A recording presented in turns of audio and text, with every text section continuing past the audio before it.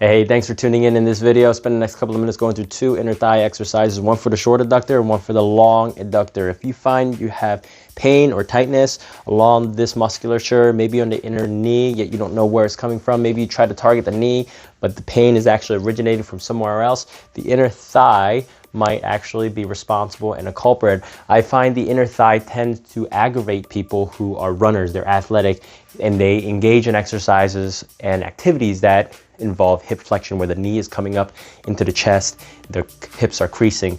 Rowing, biking, running, lots of sitting too, lots of sitting, because when you're sitting, your knees are bent up. There's that tonicity, it creates tonicity in that musculature, keeps it tight. The normal state of being for that muscle is tightness when it is stuck in that hip flexed position. If you can do this using two methods, the first method, pulses and oscillations, where you're doing small movements, following that up with some static stretching where you can hold the end stretched position for anywhere between 20 to 60 seconds.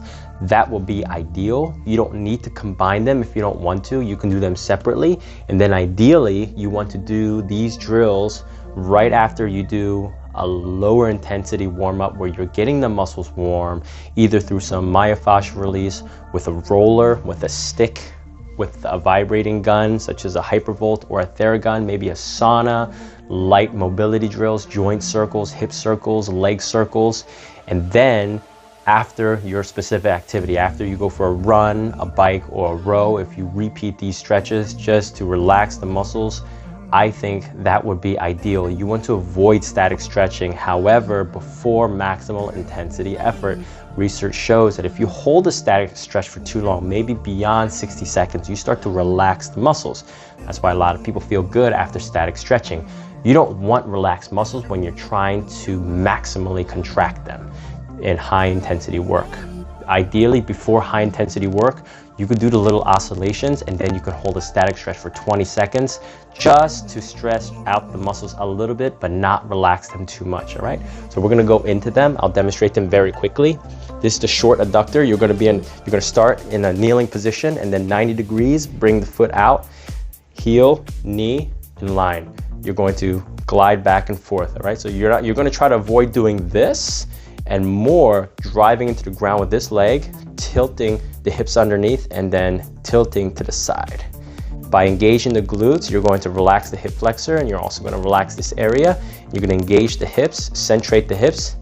You're going to get a nice stretch if you're tight here, right around this area. These are the short adductors. Okay, let's get a side view here. Boom, side view. And you're going side to side. Short oscillations, and then afterwards you're going to hold a nice little hold. The next exercise we're going to do, instead of targeting the knee that's down, we're going to target the leg that is straight out.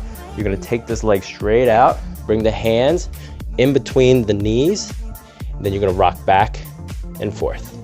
Try to keep that back nice and flat. Over time, as you get better and more mobile, you can bring your hands forward. The key here is to keep the back flat. A lot of people, when they're mobility restricted, they're going to find that they're in this position where their hands get too close to the hips. You want to go back, you want to go out as far as you can with your hands and keep the back nice and flat. Remember, the heel and the knee are still in line, and afterwards hold that nice stretch. Let me switch here. Remember, you're digging into the ground with your toes. This is going to keep the knee protected by engaging your shins, but also keep the hips a little bit more engaged. All right, so these are the two stretches. I hope these stretches prove to be helpful and valuable for you. Do them before or after. There's no limit to how often you can do them. You can do them every day. In fact, I recommend doing some sort of static stretching, little oscillations, active stretching every single day, especially if you're involved in high intensity activity, plyometric activities that are engaging your muscles. This is David of Strong by Lee. If you have any more questions, comments, or concerns, shoot them over to me, david@strongbylee.com, or leave a comment. I'm looking forward to hearing from you, and I hope you have a fantastic, healthy, and strong day.